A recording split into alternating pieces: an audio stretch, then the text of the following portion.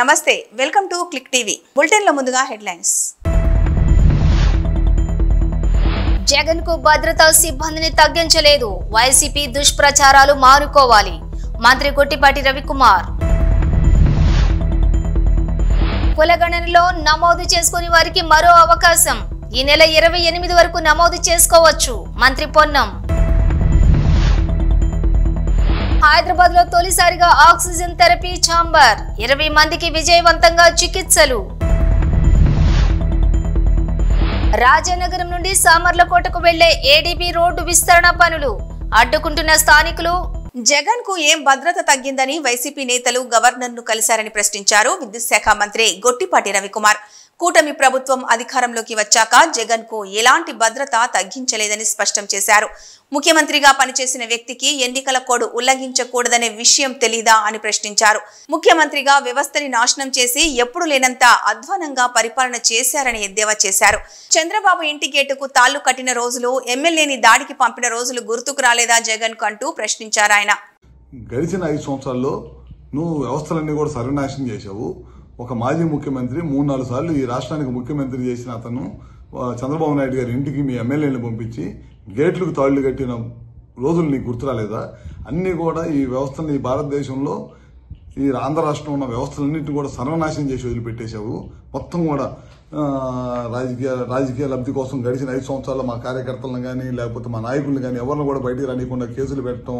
అన్నీ కూడా చేసి వ్యవస్థలన్నీ కూడా నాశనం చేసి వదిలిపెట్టావు ఈ భారతదేశంలో ఈ స్వతంత్రం వచ్చిన తర్వాత ఏ రాష్ట్ర ముఖ్యమంత్రి పరిపాలించలేనంత అధ్వానంగా గడిచిన 5 సంవత్సరాలు నీ పరిపాలన ఉంది అందుకే ప్రజలు కూడా నీకు 11 సీట్లకు పరిమితం చేశారు ఇప్పటికైనా నువ్వు ఒకసారి ఇంట్లో కూర్చొని ఆత్మ పరిశీలన చేసుకో గడిచిన 5 సంవత్సరాలు ఏ విధంగా మనం పనిచేశాము ఎందుకు ప్రజలు ఈ తీర్పిచ్చారనేది చేసుకోవాల్సిన అవసరం ఉంది మళ్ళీ వాళ్ళ నిన్న కోడ్లో నువ్వు బయటకు వచ్చావు ఒక ముఖ్యమంత్రిగా పనిచేసిన వాడివి కోడ్లో వెళ్ళకూడదనే విషయాన్ని నీకు తెలియదా అది కూడా తెలియకుండా నువ్వు ముఖ్యమంత్రిగా ఏ విధంగా పనిచేసావు మిర్చి రైతుల గురించి వాళ్ళు నువ్వు మాట్లాడే అర్హత ఎక్కడ ఉంది నీకు ఆ రోజు నువ్వే కదా ఎంఎస్పీ రేటు 7,000 రూపాయలు అని చెప్పి ఇచ్చింది మా టైంలో బ్రహ్మాండంగా ఇవాళ ముఖ్యమంత్రిగా ఢిల్లీ లెటర్ రాయటం కానీ ఇంకా మంచి రేటు రావాలని చెప్పి ఇవాళ ముఖ్యమంత్రి గారు లెటర్ రాస్తున్నారు ఆ రోజు తుఫాను వచ్చిన రోజు నువ్వు ఏ విధంగా రైతులను పరిశీలించావు పరామర్శకు వచ్చి నీకు గ్రీన్ కార్పెట్ వేసుకొని గ్రీన్ కార్పెట్ మీద బెంచ్ కట్టుకొని బెంచ్ మీద నుంచొని రైతులను పరామర్శించిన ముఖ్యమంత్రి ఎవరన్నా ఉన్నాడు ఈ దేశంలో అంటే నువ్వే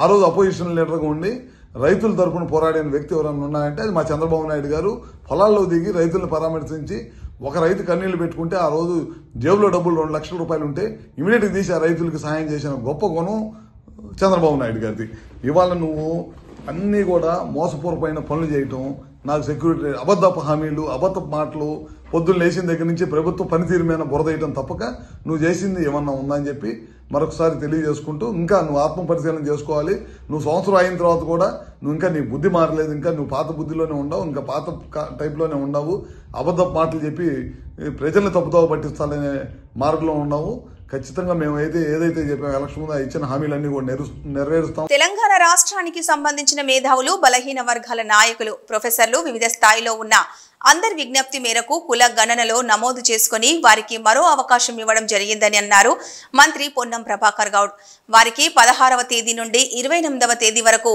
ఇప్పటి వరకు కుల సర్వేలో పాల్గొనకుండా సమాచారం ఇవ్వని వారు ఎన్రోల్ చేసుకోవాలని సూచించారు 3 పద్ధతుల్లో కుల సర్వేలో సమాచారం ఇవ్వడానికి అవకాశం ఇవ్వడం జరిగిందని దయచేసి తెలంగాణ సమాజంలో కుల సర్వేలో నమోదు చేసుకోని వారు సమాచారం ఇవ్వని వారు వివరాలు ఇవ్వమని తెలంగాణ ప్రభుత్వం పక్షాన ప్రతి ఒక్కరికి విజ్ఞప్తి చేస్తున్నా అన్నారు తెలంగాణ రాష్ట్రానికి సంబంధించిన మేధావులు బలహీన వర్గాల నాయకులు ప్రొఫెసర్స్ వివిధ స్థాయిల్లో ఉన్నటువంటి అందరి విజ్ఞప్తి మేరకు తెలంగాణలో ఎవరైతే కుల గణన లోపల వాళ్ళ పేర్లు నమోదు చేసుకోలేదో 16వ తారీఖు నుంచి 28వ తారీఖు వరకు చేసుకోవడానికి 3 పద్ధతులలో అవకాశం కల్పించినాం దయచేసి తెలంగాణ సమాజంలో ఎవరైతే జనాభా ఈ కులగణ సర్వేలో నమోదు చేసుకొని సమాచారం ఇవ్వలేదో ఈ స్వచ్ఛందంగా ఇచ్చే సమాచారం ఇందులో తప్పకుండా ఎవరైతే మిస్ అయినరో వాళ్ళందరినీ వెంటనే సమాచారం ఇవ్వమని తెలంగాణ ప్రభుత్వం పక్షాన ప్రతి ఒక్కరికి విజ్ఞప్తి చేస్తూ ఉన్నాం ఇందుకు సంబంధించి ఆనాడు విజ్ఞప్తి చేసిన వాళ్ళు లేదా విమర్శించినటువంటి వాళ్ళు ఇప్పుడు మిస్ అయినటువంటి వాళ్ళందరినీ మోటివేట్ చేపించి ఇందులో జనాభా లెక్కల్లో ఈ యొక్క సర్వేలో భాగస్వాములు అయ్యే విధంగా చూడాలని ఆ సంఘాల మేధావులందరికీ విజ్ఞప్తి చేస్తూ ఉన్నా. అదేవిధంగా బాధ్యత గల ప్రతిపక్ష నాయకుడిగా ఈరోజు పార్టీ విస్తృత స్థాయి సమావేశం జరిపే సందర్భంలో కూడా ఇది ఒక ఎజెండా తీసుకొని ఎవరైతే తెలంగాణలో కుల సర్వేలో పాల్గొనలేదో మీరు కానీ కేటీఆర్ గారు కానీ హరీష్ రావు గారు కానీ సర్వేలో పాల్గొని పార్టీ పక్షాన బలహీన వర్గాల పట్ల మీ కన్సర్న్ చూపే విధంగా మీ పార్టీ సమావేశంలో నిర్ణయం తీసుకోవాలని కూడా ఈ సందర్భంగా కోరుతా ఉన్నాను. అవి చేయకుండా ఊరికైనా విమర్శలకే పరిమితం అయితే తెలంగాణ బలహీన వర్గం చూస్తూ ఊరుకోదనే మాట మనవి చేస్తూ మరొకసారి తెలంగాణ ప్రజలందరికీ విజ్ఞప్తి చేస్తున్నా. ఇప్పుడు ఇస్తున్నటువంటి అవకాశాన్ని వినియోగించుకొని కుల సర్వేలో భాగస్వాములై తెలంగాణ జనాభా లెక్కల్లో ఉండే విధంగా చూసుకోవాలని విజ్ఞప్తి చేస్తున్నాను. హైదరాబాద్ నగరంలోని వైద్య చికిత్సలలో ఇదో సరికొత్త విప్లవం. నగరంలో ఇన్నాళ్లుగా అందుబాటులో లేని హైపర్ బేరిక్ ఆక్సిజన్ థెరపీ సహాయంతో 20 మందికి రాస్ మెడికల్ ఫిట్నెస్ సెంటర్ విజయవంతంగా చికిత్స అందించింది. హెచ్బిఓటి అనేది ఒక నాన్ ఇన్వేజివ్ థెరపీ. ఇందులో ఆరోగ్యం కావాలనుకునేవారు ప్రెషరైజ్డ్ ఛాంబర్లో 100% స్వచ్ఛమైన ఆక్సిజన్ పీల్చుకుంటారు. దీనివల్ల శరీరం ఆక్సిజన్ను మరింత మెరుగ్గా స్వీకరిస్తుంది.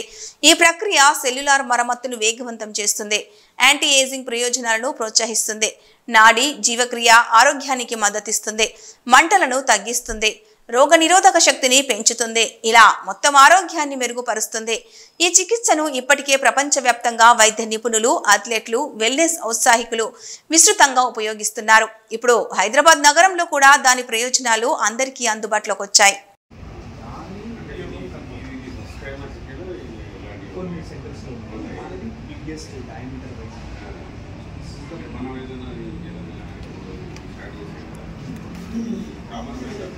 Yes, not only medical content, yes, anti-aging, leisure and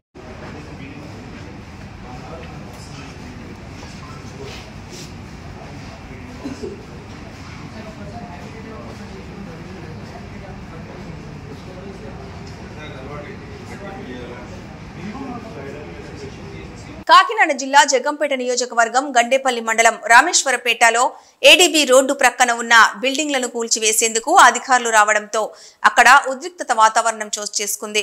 రహదారుల విస్తరణలో భాగంగా రాజనగరం నుండి సామర్లకోటకు వెళ్లే ఏడీబీ రోడ్డు విస్తరణ పనులు గత 2 ఏళ్లుగా సాగుతున్నాయి. అయితే ఆ రహదారి ప్రక్కనే సూరంపాలెం పంచాయతీ పరిధిలోని రామేశ్వరంపేట గ్రామం ఉంది. ఈ గ్రామంలోని రహదారి ఉండే ఇళ్లను ఖాళీ చేయాలని, దానికి నష్టపరిహారం చెల్లిస్తామని అధికారులు చెప్పారు. వారిలో కొంతమందికి నష్టపరిహారం చెల్లించారు. అయితే మాకు పూర్తి నష్టపరిహారం చెల్లించలేదు, ఇంకా నష్టపరిహారం వస్తుంది అంటూ వారు గత కొన్ని రోజులుగా అధికారులు, నాయకులు చుట్టూ తిరుగుతున్నారు. రోడ్డు పనులు ఈ గ్రామం దగ్గరికి రావడంతో అధికారులు ఇళ్లను ఖాళీ చేయాలని ఇటీవల నోటీసులు ఇచ్చారు. ఆ నోటీసులు ఇచ్చిన నాటి నుండి మరలా ఆర్డీఓ కార్యాలయానికి వెళ్లారు. అయినా వారికి ఫలితం లభించలేదు. అధికారులు గురువారం పోలీసుల ఆధ్వర్యంలో రోడ్డుకు అడ్డు వచ్చి బిల్డింగ్లు కూల్చేశారు. దీంతో వారు మీడియాతో మాట్లాడుతూ మాకు పూర్తి నష్టపరిహారం ఇవ్వకుండా ఇళ్లను కూల్చేశారని లబోదిబమంటున్నారు.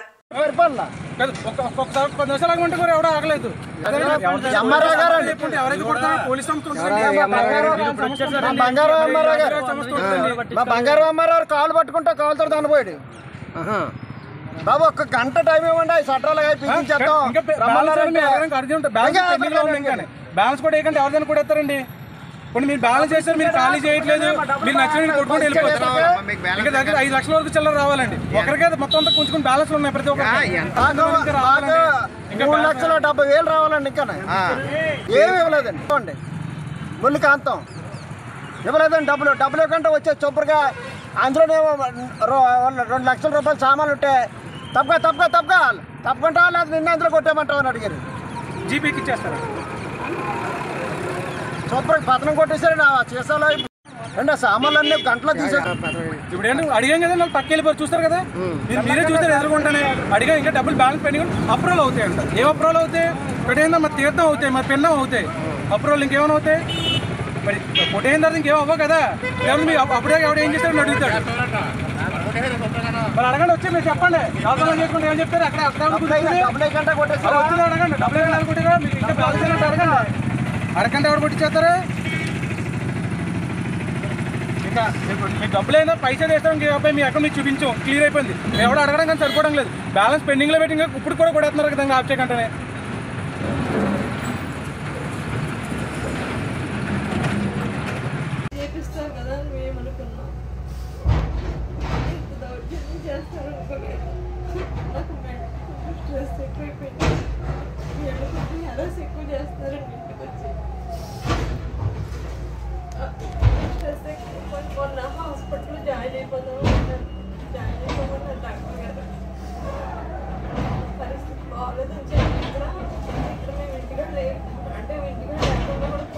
ఎంతమంది మీరు ఫ్యామిలీ? శ్రీ సత్యసాయి జిల్లా పెనుకొండ రేంజ్ పరిధిలో అడవులు అగ్నికి ఆహుతి. అడవులలో నివాసాలు కోల్పోయి ప్రాణాలు కోల్పోతున్నాయి అడవి జంతువులు. ఏమాత్రం చర్యలు చేపట్టకుండా చూస్తున్నారు పెనుకొండ రేంజ్ ఆఫీసర్. ప్రతిరోజు వేల టన్నులు అక్రమ కలప సరిహద్దులు దాటి కళ్ళ ఎదుటే సామిల్లులలో వేల టన్నులు అక్రమ కలప తరలించి జేబు నింపుకుంటున్నారు. దీనిపై విచారణ జరిపించి అవినీతి అటవీ అధికారులను సస్పెండ్ చేసి కరువు జిల్లాను కాపాడాలంటున్నారు ప్రముఖ పర్యావరణవేత్త Rajayogi doctor Bhaskar Naidu. Forest range పరిధిలో బెంగళూరు రోడ్లో నిన్న నెమలి రోడ్డు క్రాస్ చేస్తూ ప్రాణాలు వదిలింది. ఆ విషయాన్ని మా సభ్యులు అటవీ అధికారులకు తెలియజేశారు. దాన్ని ఏం చేశారో ఇంతవరకు తెలియదు. ఎక్కడ చూసినా అడవులు అగ్నికి ఆహుతి కావడంతో అడవి జంతువులు ఆశ్రయం కోల్పోయి ఎక్కడికి వెళ్లాలో దిక్కు తెలియటం లేదు. ఇది అటవీ అధికారుల నిర్లక్ష్యమా, ప్రభుత్వాల నిర్లక్ష్యమా, లేదా ప్రజల అమాయకత్వమా అర్థం కావటం లేదు. సహజ వనరులైన అడవులను ఈ విధంగా కాల్ చేసుకుంటే భవిష్యత్తుకు మనం ఏమివ్వగలం? సీఎం గారి 2047 విజన్ ఏమైనట్టు? వారి ఆశయాలను లోకల్ అధికారులు గౌరవించడం లేదా ప్రశ్నించేవారు లేరా? కరువు జిల్లాలో అడవులను కాపాడే పరిస్థితి ఇప్పటికైనా మారుతుందా? జాతీయ పక్షి అయిన నెమలిని కూడా రోడ్డు క్రాస్ చేసి చనిపోతే ఏం జరిగిందో తెలియజెప్పలేని పరిస్థితుల్లో అటవీ అధికారులు ఉన్నారు. ఒక పక్కన రోజు వేల టన్నులు అక్రమంగా కలప నరికి సామిలకు తరలించడంతో పాటు ఇతర రాష్ట్రాలకు ప్రత్యక్షంగా తరలిస్తున్నారు. పర్యావరణవేత్తలపైన దాడులకు వస్తున్నారు. ఆ విషయాన్ని చెబితే సామిల ఓనర్లను వెనక్కేసుకొస్తున్నారు. ప్రత్యక్షంగా రెవెన్యూ తర్వాత ఈ ఫారెస్ట్ రేంజ్ అధికారులు పైన విచారణ జరిపించాలి. ఇక్కడున్న అక్రమ కల్పను సీజ్ చేసి ప్రత్యేక టీం వచ్చి సీజ్ చేసి వాళ్లకు బుద్ధి చెబితే తప్ప ప్రజలు గాని లేదంటే ఈ వుడ్ మాఫియా గాని మారని చెప్పి అంతటికీ కారణం రేంజ్ ఆఫీసర్లే కరువు జిల్లాలో అని చెప్పి సందర్భంగా తెలియజేస్తున్నారు. ఎవరైతే అవినీతి పరులైన రేంజ్ ఆఫీసర్లు ఉన్నారో వాళ్లను పైన చర్య తీసుకోవాల్సిందిగా కోరుచున్నారు. జై హింద్. రాజన్న సిరిసిల్ల జిల్లా ముస్తాబాద్ మండల కేంద్రంలో మండల ఆర్యవైశ్య సంఘం ఆధ్వర్యంలో ఢిల్లీ ముఖ్యమంత్రిగా రేఖా గుప్తా ప్రమాణ స్వీకారం చేయడాన్ని హర్షిస్తూ మండల ఆర్యవైశ్య సంఘ సభ్యులు టపాసులు కాల్చి స్వీట్లు పంపిణీ చేసి సంబరాలు ఘనంగా నిర్వహించారు.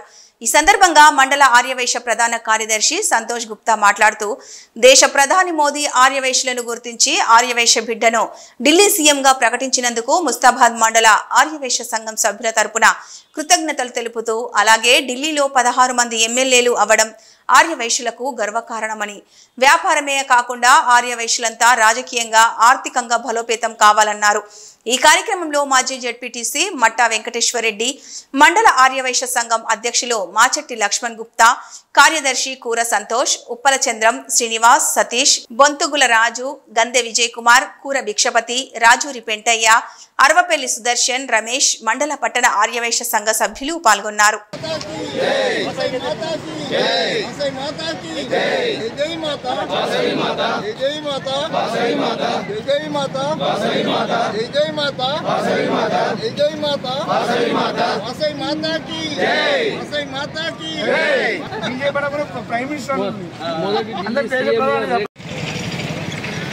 మన దేశ ప్రధాని మోడీ గారు ఆర్యవైశ్యులను గుర్తించి ఈ యొక్క ఆర్యవైశ్య బిడ్డను ఢిల్లీ సీఎంగా చేర్చినందుకు దానికి మన ముస్తాబాద్ మండల ఆర్యవైశ్య సంఘ తరపున కృతజ్ఞతలు తెలియజేస్తూ ఈరోజు పెద్ద ఎత్తున సంబరాలు చేపట్టడం జరిగింది. అదేవిధంగా ఆర్యవైశ్యులందరూ కూడా రాజకీయంగా ఎదుగుదల ఉండాలని, అందరూ కూడా రాజకీయంగా ముందుకు రావాలని కోరుచున్నాము. మన ఢిల్లీలో 16 మంది ఎమ్మెల్యేలు ఆర్యవైశ్యులు గెలవడం చాలా సంతోషదాయకమైన విషయం. అదేవిధంగా మన తెలంగాణ రాష్ట్రంలో కూడా భవిష్యత్తులో ఆర్యవైశ్యులందరూ కూడా రాజకీయంగా ఎదగాలని ఈ సందర్భంగా మా ముస్తాబాద్ మండల ఆర్యవైశ్య సంఘ సభ్యులందరం కూడా తెలియజేస్తున్నాం. ఢిల్లీ సీఎంగా మా ముద్దుబిడ్డ ఆర్యవైశ్య ముద్దుబిడ్డ రేఖా గుప్తా గారికి కూడా కృతజ్ఞత అభివందనలు, ధన్యవాదాలు మోడీ గారికి కూడా తెలియజేస్తున్నాం. మన దేశ రాజధాని అయిన ఢిల్లీ రాష్ట్రానికి ముఖ్యమంత్రిగా రేఖా గుప్తా గారిని ఏకగ్రీవంగా సిఎల్పి అక్కడ ఎన్నుకోవడం జరిగింది. దీనికి మట్టా వెంకటేశ్వరరెడ్డి మాజీ జెడ్పీటీసీ సిరిసిల్లలో బీజేపీ జిల్లా అధ్యక్షుడు రెడ్డబోయిన గోపి గురువారం మీడియా సమావేశం నిర్వహించారు. జిల్లాలో 2 నియోజకవర్గాలలో భారతీయ జనతా పార్టీ జెండా ఎగురవేసేందుకు ప్రయత్నం చేస్తానన్నారు. పట్టభద్రులను ఓటు అడిగే హక్కు కాంగ్రెస్ పార్టీకి లేదన్నారు. ఎన్నికల ముందు చాలా హామీలు ఇచ్చారు, ఏ ఒక్క హామీని కూడా నెరవేర్చలేదన్నారు. పట్టభద్రులు ఉపాధ్యాయులకు ఏ కష్టం ఎదురైనా భారతీయ జనతా పార్టీ ఉంటుందన్నారు. ఉపాధ్యాయులందరూ మల్కా కొమరయ్యకు ఓటు వేసి గెలిపించాలని, గ్రాడ్యుయేట్స్ అంజిరెడ్డిని గెలిపించాలని పిలుపునిచ్చారు. మిత్రులందరికీ నమస్కారం. మరి రోజు ఈ పాత్రికేయ మిత్రుల సమావేశంలో జిల్లా అధ్యక్షునిగా మొట్టమొదటిసారి ఈ సమావేశం నిర్ణయించడం జరుగుతుంది. ఈరోజు భారతీయ జనతా పార్టీలో కష్టపడిన వాళ్లకు ఫలితం ఉంటుందన్న దానికి ఇది ఒకటి నిదర్శనం. సామాన్య కార్యకర్త స్థాయి నుండి ఈరోజు ఈ స్థాయికి నాకు భారతీయ జనతా పార్టీ అవకాశం కల్పించింది. దీనికి గాను సహకరించిన కేంద్ర హోంశాఖ సహాయ మంత్రి గౌరవ పార్లమెంటు సభ్యులు బండి సంజయ్ కుమార్ గారికి, రాష్ట్ర అధ్యక్షులు కిషన్ రెడ్డి గారికి, అదే రకంగా మాజీ అధ్యక్షులు ప్రతాప రామకృష్ణ గారికి హృదయపూర్వకంగా నమస్కారాలు తెలియజేసుకుంటున్నాను. రానున్న రోజుల్లో భారతీయ జనతా పార్టీని బలోపేతం చేస్తూ 2 నియోజకవర్గాలలో భారతీయ జనతా పార్టీ జెండాను ఎగరవేసే ప్రయత్నం చేస్తా అని చెప్పి పత్రికా మిత్రుల ద్వారా తెలియజేస్తున్నాను. అదే రకంగా జరుగుతున్న ఎమ్మెల్సీ ఎలక్షన్లో దాదాపుగా భారతీయ జనతా పార్టీ అభ్యర్థుల విజయం ఖరారైనట్టు కనిపిస్తూ ఉంది. ఏదైతే హామీలనిచ్చి ఈరోజు గద్దెనెక్కిందో కాంగ్రెస్ ప్రభుత్వం, ఆ హామీలను నిర్వర్తించడంలో విఫలం చెందింది. ఏదైతే గ్రాడ్యుయేట్స్ చూసుకున్న ప్రజలు అపోహలు విడనాడి చికెన్, కోడిగుడ్లు తినాలని జిల్లా వైద్య ఆరోగ్య శాఖ అధికారిని ఎస్ షర్మిష్ఠా పిలుపునిచ్చారు.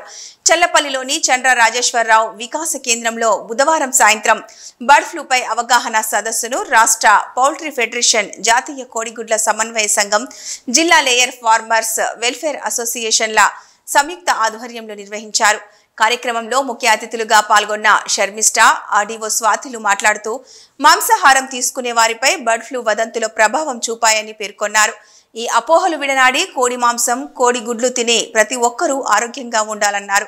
మనుషులలో బర్డ్ ఫ్లూ వైరస్ ఒకరి నుండి మరొకరికి వ్యాప్తి చెందే అవకాశం లేదన్నారు. పూర్తి స్థాయిలో ఉడికించిన ఆహార పదార్థాలను మాత్రమే తీసుకోవాలని సూచించారు. అనుమానం లేకుండా చికెన్, కోడిగుడ్లు తినవచ్చన్నారు. జిల్లా పశుసంవర్ధక అధికారి చిన్న నరసింహులు మాట్లాడుతూ గత 15 రోజుల నుండి రాష్ట్రంలో బర్డ్ ఫ్లూపై వస్తున్న దుష్ప్రచారాలను తప్పుపట్టారు. జిల్లా కలెక్టర్, పశుసంవర్ధక శాఖ డైరెక్టర్ల ఆదేశాల మేరకు కృష్ణా జిల్లాలో అన్ని చర్యలు చేపట్టినట్టు తెలిపారు. జిల్లాలో ఇప్పటి వరకు ఒక్క బర్డ్ ఫ్లూ కేసు నమోదు కాలేదన్నారు. పక్క జిల్లాల నుంచి కోళ్లు తరలి రాకుండా సరిహద్దుల్లో ముమ్మరంగా తనిఖీలు చేస్తున్నామన్నారు. సోషల్ మీడియాలో కోడి మాంసం, గుడ్లు తినకూడదంటూ వస్తున్న వదంతులు నమ్మవద్దన్నారు. గతంలో వలె మనిషికి అత్యంత బలవర్ధకమైన ఆహారంగా చికెన్, గుడ్లు తినాలని సూచించారు. పౌల్ట్రీ ఫారాల వద్ద, అలాగే చికెన్ షాపుల వద్ద పారిశుద్ధ్య పనులు నిర్వహిస్తున్నామన్నారు. జిల్లాలో బర్డ్ ఫ్లూ మరణాలు లేవని స్పష్టం చేశారు. అనంతరం సమావేశానికి వచ్చిన వారితో కలిసి అధికారులు, వెల్ఫేర్ అసోసియేషన్ సభ్యులు ఉడికించిన గుడ్డు, ఉడికించిన చికెన్ తిని ప్రజల్లో ఉన్న అపోహలను తిప్పికొట్టారు. ఈ కార్యక్రమంలో డాక్టర్ డిఆర్కే ప్రసాద్, అమ్మే కోళ్ల అసోసియేషన్ అధ్యక్షులు వి బాలకృష్ణ, విజయవాడకు చెందిన Srinivas, hatcheries joint managing director doctor Somireddy, technical director doctor S S Prasad, నిమ్మగడ్డకు చెందిన senior poultry farmer Malempati Kanchanarao, ప్రముఖ రైతు గుత్తికొండ కోటేశ్వరరావు, నాదెళ్ల ప్రణీతులతో పాటు పశుసంవర్ధక శాఖ అధికారులు, పౌల్ట్రీ ఫారాల రైతులు తదితరులు పాల్గొన్నారు. పదం అనేది ఒక పానిక్ సిచ్యుయేషన్ క్రియేట్ చేసింది. బోత్ పౌల్ట్రీ ఇండస్ట్రీ మీద కానీ యాజ్ వెల్ యాజ్ మన ఎవరైతే నాన్ వెజ్లో చికెన్ ఇంట్రెస్ట్గా తినే వాళ్ళు ఉంటారు, ఎగ్స్ తీసుకునే వాళ్ళు, డైలీ ఎగ్ తీసుకునే వాళ్ళు ఉంటారు. మరి వేరియస్ రీజన్స్ న్యూట్రిషన్లో కంప్లీట్లీ ప్లాంట్ ఫుడ్ అంటే మనం ఎగ్నే తీసుకుంటాము. అది తీసుకున్నప్పుడు చాలామంది దాన్ని కూడా ఎగ్స్ తినడం మానేయడం జరిగింది. ఈ అపోహను ఏదైతే ఉందో అపోహను తొలగించాలి అనే ఉద్దేశంతో నేను మెయిన్గా వచ్చాను. ఇంకొకటి ఏంటంటే మనకి ఎట్టి పరిస్థితుల్లో కూడా హ్యూమన్స్కి ఎఫెక్ట్ కాదు. ఎందుకంటే అక్కడ అది మెయిన్గా ఏవియన్ ఇన్ఫ్లుయెంజా వైరస్ బర్డ్స్కి ఇన్ఫెక్ట్ అవుతుంది. కానీ మీరు అడగొచ్చు ఒకళ్ళకి వచ్చింది కదా, ఆ వైరస్ కానివ్వండి అక్కడ ఉన్న డస్ట్ పార్టికల్స్ కానీ లోపలికి ఆ హ్యాండిల్ చేసేటప్పుడు ఆ ఎక్స్పీటా కానీ చనిపోయిన చికెన్స్ అవన్నీ కూడా హ్యాండిల్ చేసేటప్పుడు మోర్ వైరస్ లోడ్ ఉంటుంది. ఆ వైరస్ లోడ్ ఉన్నప్పుడు న్యాచురల్గా మనకి ముక్కుల్లోకి వెళ్ళటం, సరైన ప్రాపర్ బయోసేఫ్టీ మెజర్స్ ఫాలో కాకుండా ఉన్నప్పుడు ఎఫెక్ట్ అయ్యి ఉంటాయి.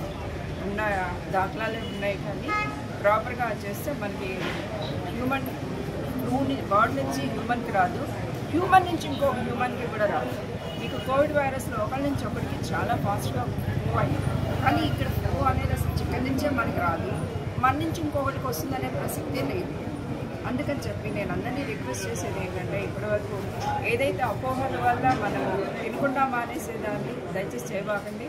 హ్యాపీగా చికెన్ని ఎగ్స్ని ఎంజాయ్ చేయండి. కానీ కుక్కుడు చేసేటప్పుడు ఏ ఆహారాన్ని అయినా కానీ ఇదే, నేను ఒక ఎగ్ని కాదు చికెన్ గురించి చెప్పట్లేదు, ఏ ఆహారాన్ని కూడా సగం నిలబెట్టడము మ్యారినేట్ చేసి ఫ్రిడ్జ్లో పెట్టుకుంటాం ఇలాంటివి చేయద్దు. అప్పటికప్పుడు శుభ్రంగా వేడి దానిలో వండుకొని సమతులంగా వండుకొని శుభ్రంగా తినండి.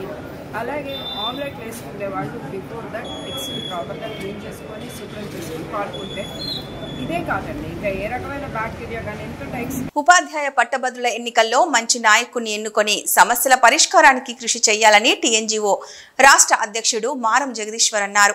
ఈ మేరకు సిద్దిపేట జిల్లా కేంద్రంలోని ఎన్జీఓ భవన్లో మీడియా సమావేశం నిర్వహించారు. పెండింగ్ లో ఉన్న 5 డీఏలను త్వరలో విడుదల చేస్తామని సీఎం హామీ ఇచ్చారంటూ పేర్కొన్నారు. నిన్న ఆర్థిక శాఖలో రివ్యూ చేసినప్పుడు గౌరవనీయులైన ముఖ్యమంత్రి గారు రేవంత్ రెడ్డి గారు అలాగే మల్లు భట్టు విక్రమార్క గారు ఆర్థిక శాఖ మంత్రులు మాట్లాడినప్పుడు ఉద్యోగులకు రోజు 10 కోట్లు చొప్పున పెండింగ్ బకాయి చేయాలని, నెలకు 300 కోట్లు అయితే అని చెప్పిన సందర్భంలో ఈరోజు ముఖ్యమంత్రి గారిని కలవడం జరిగింది.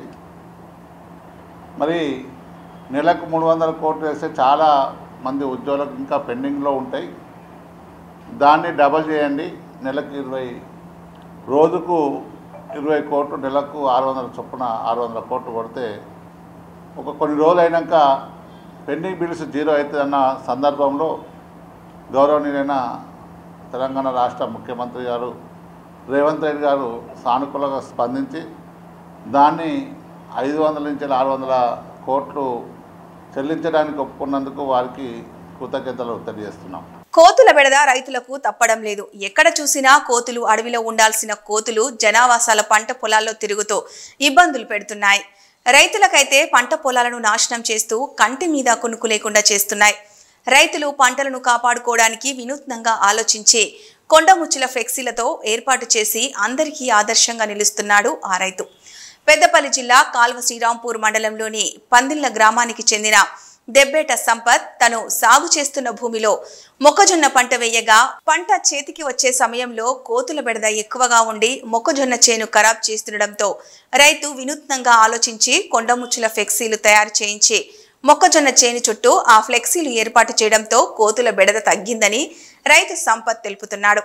కోతుల దండయాత్ర తిప్పికొట్టేందుకు కొండముచ్చుల ఫ్లెక్సీల ఏర్పాటే కాదు, నిత్యం ఉదయం సాయంత్రం వేలల్లో టపాసులు కూడా పేల్చి కోతుల బెడద నుంచి తప్పించుకొని పంట దిగుబడిని పెంచుకునేందుకు రైతులు నానా తంటాలు పడుతున్నారు. నా పేరు సంపత్, మాది పందిళ్ళ. ఈ మక్క చేను వేసుకున్న కాంచెలు కోతులు బాగా వస్తాయని చెప్పి ఫ్లెక్సీలు కట్టుకున్నాం. కొండే కదా కట్టుకున్న కాంచెలు కొంచెం పంట చేను అనేది కొంచెం మాకు బెటర్గా ఉంది. ఇప్పుడు ఈ జమ్మిగుండతో తీసుకొచ్చి కట్టినాము, మంచిగా ఉంది. 400 ఖర్చు అయింది. ఇవి ఈ బులెటిన్ అప్డేట్స్.